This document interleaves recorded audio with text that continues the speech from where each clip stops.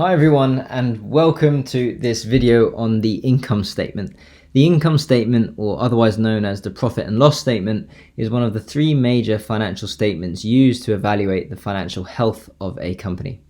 Very simply, it shows money in, or what has gone into a company in terms of income, money out in terms of what's gone out of a company in terms of expenses, and the difference between the two, which results in either a profit or a loss. If there is more money in than money out, generally this means a profit, and if there is more money out than money in, generally this results in a loss. We looked at balance sheets in previous videos. However, unlike the balance sheet, which is more of a snapshot of a company at a given point in time, the income statement shows more of a story of what's going on. And it's also what gets investors excited because it uses terms like revenues and profits and all that jazz. So let's dive in and look at the common headings associated with the income statement.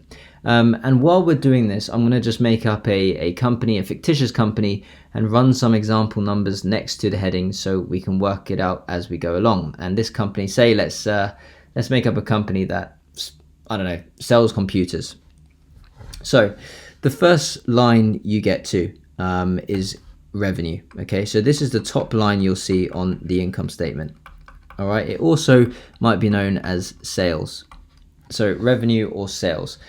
This is what money the company has made from its sales or its services. For instance, this company that builds and sells computers, they might sell computers for £1,000 each. Let's say it sells 100 in a year.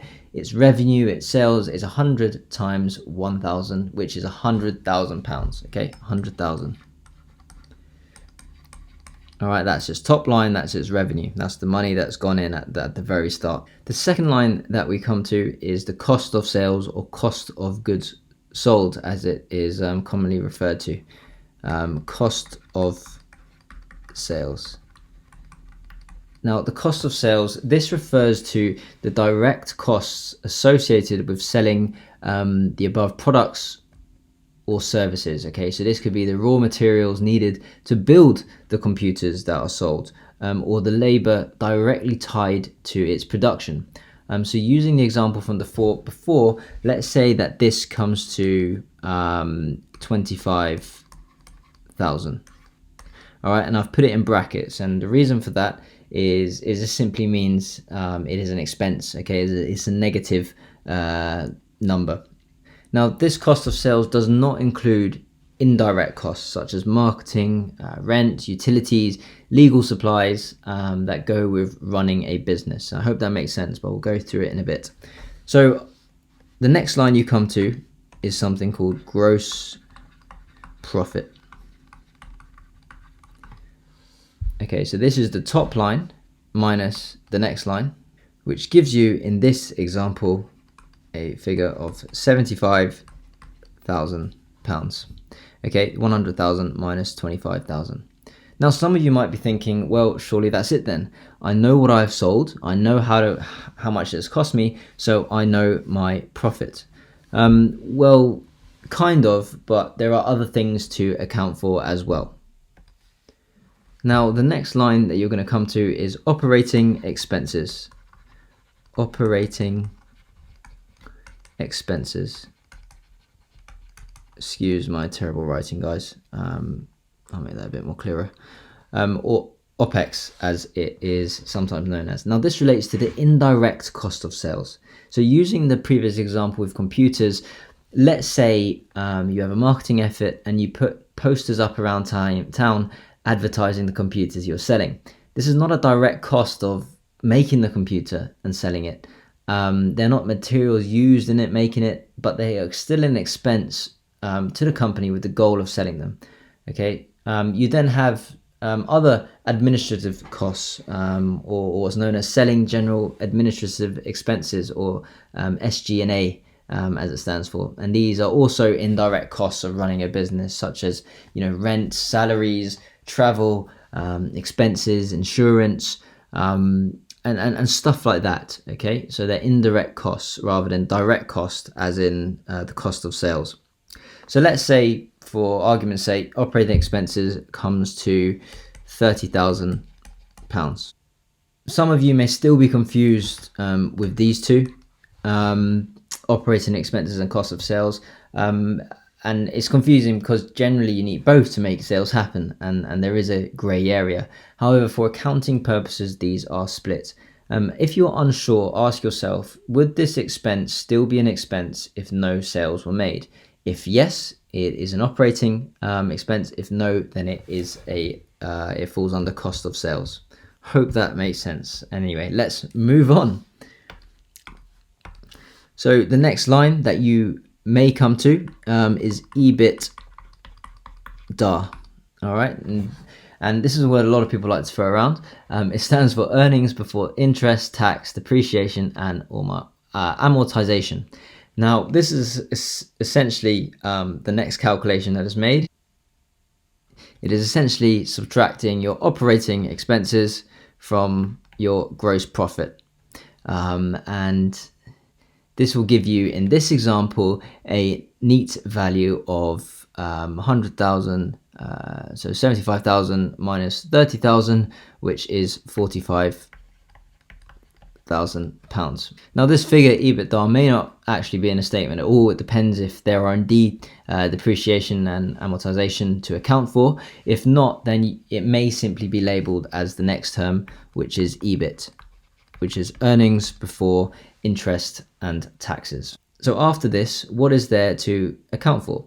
Well, the clue's in the name: interest and taxes. Okay, this was before interest and taxes. Now we're going to calculate the interest and taxes and hopefully get to a number after those have been subtracted from this number. Okay, I hope that makes sense, not too confusing. Anyway, so let's start with interest.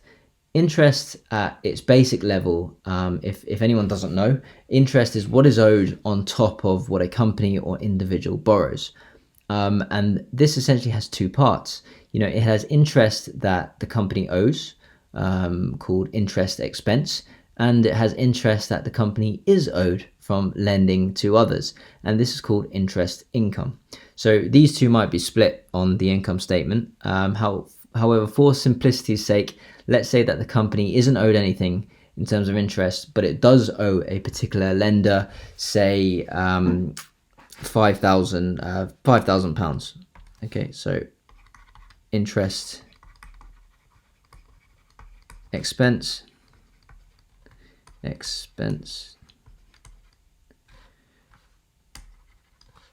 £5,000. And after you subtract this from this, what do you get to? You get to the next line, which is EBT. All right, we've done the interest bit, so now it's just interest before tax. Okay, and this example, this comes to 40,000. 45,000 minus 5,000, easy, 40,000. And it is what your profit is before the government essentially takes its chunk out of that. And once you then subtract the tax that the government that you might pay in terms of corporation tax or whatever, so let's say tax is let's say that's £10,000. All right, once you subtract that from EBT, you will reach the bottom line, which is called net income.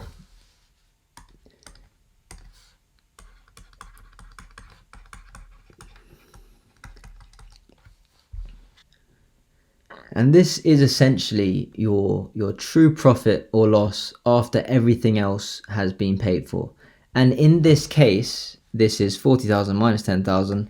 It is £30,000, okay? Now, some companies may issue dividends from this number. Other companies might reinvest this earnings back into the company, or maybe do something entirely different to it, okay? But this bottom line, your net income, is what's left after you've essentially taken all your expenses away. So there you have it, the main headings to look for on an income statement or profit and loss statement. I will do another video soon looking at a real life example, so please stay tuned for that. And it will make a lot more sense actually following that example and going through the actual headings that you might see. These headings could change depending on what sort of statement you're looking at, but generally this is what the income statement shows. If you generally like my content, I'd be super happy if you could subscribe to my channel, and that way you'll be notified of any new videos coming. And finally, if you have any questions, then pop them in the comments below, and I will get around to answering them. Anyways, until next time, people, you take good care of yourselves, and I'll see you all soon.